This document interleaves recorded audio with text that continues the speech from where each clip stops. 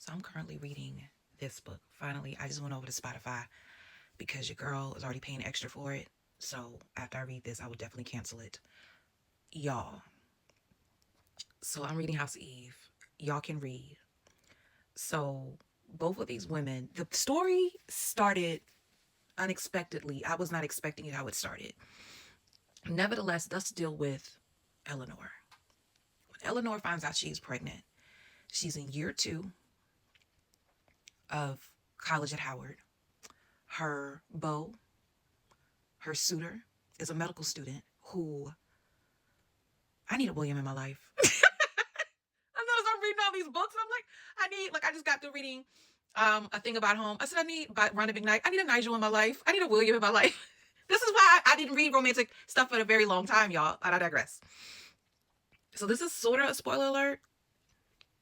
So if you don't want a spoiler, stop the video now. I'm gonna give you time. I'm talking really slow, even though I'm gonna speed this up probably.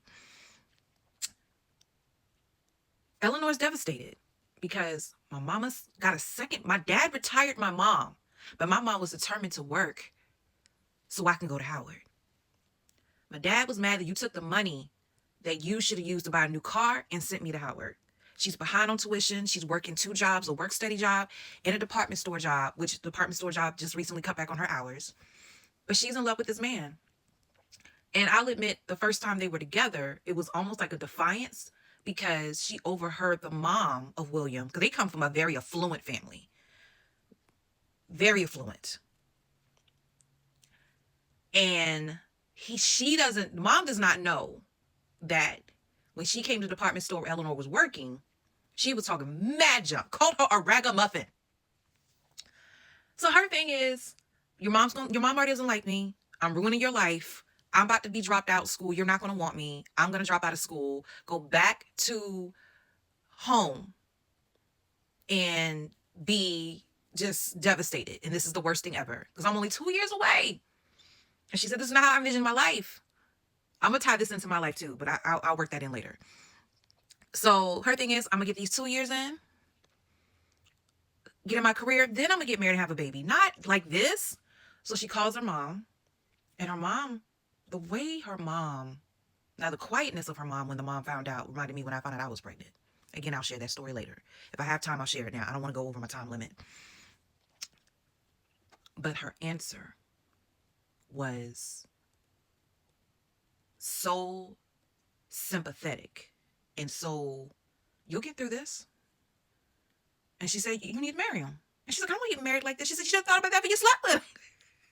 She said, you would give away the milk for free. So, and in a way, she's like, I wish I could come there and hug you. I'd give you a piece of pound cake to fatten you up, and I just want to hug you. But she said, when the last time you prayed? And she said, it's been a while. She said, that's your problem. Let's pray. So she prayed over her.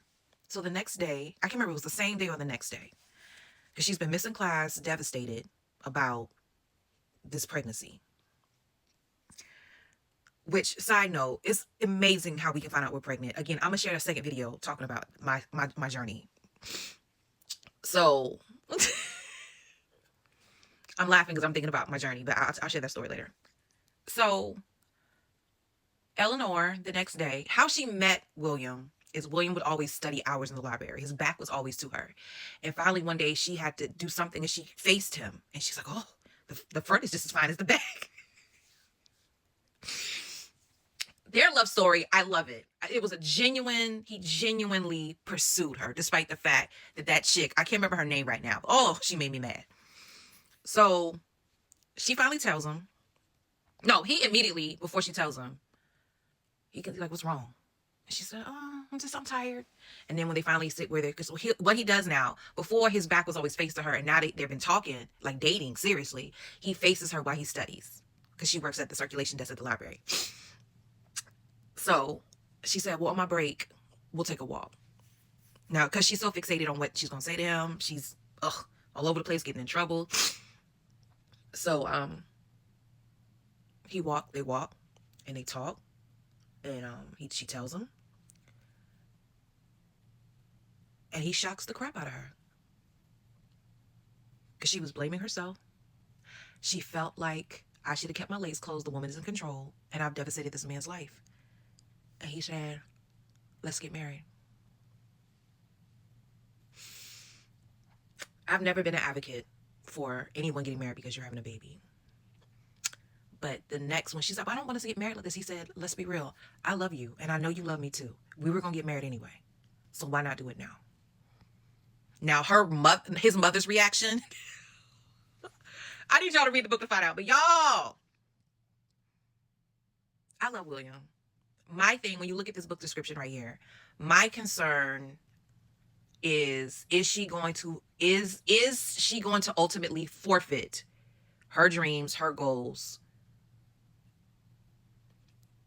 after this baby is born? Is it just gonna be one baby? Like, I go back to Yellow Wife. Phoebe just kept having babies. She just kept having babies.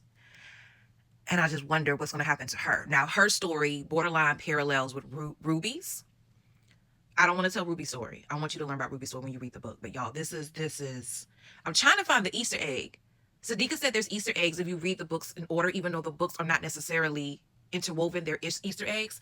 I need to figure out what those Easter eggs are. I wonder if I missed it or I'm going to get it eventually. But y'all, this book right here. Yeah.